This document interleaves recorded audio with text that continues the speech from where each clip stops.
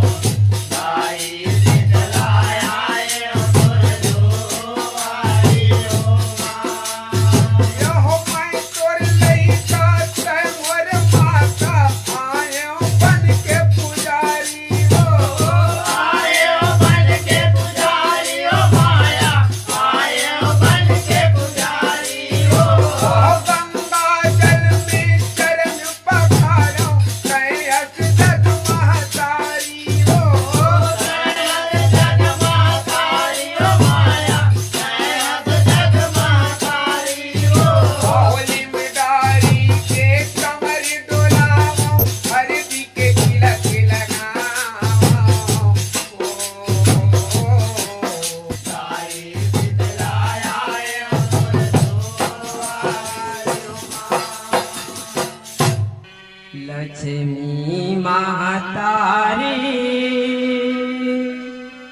रन गरजे भारी, महिषासुर मारे गिरा।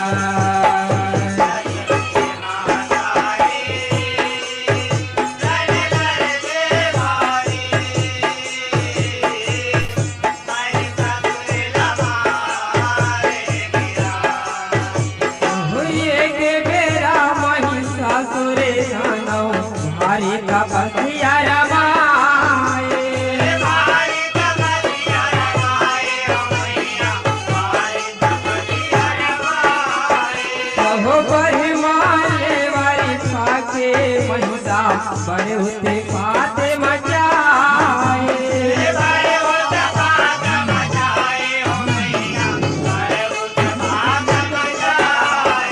बहु सारा लोक में असुर नहीं आए,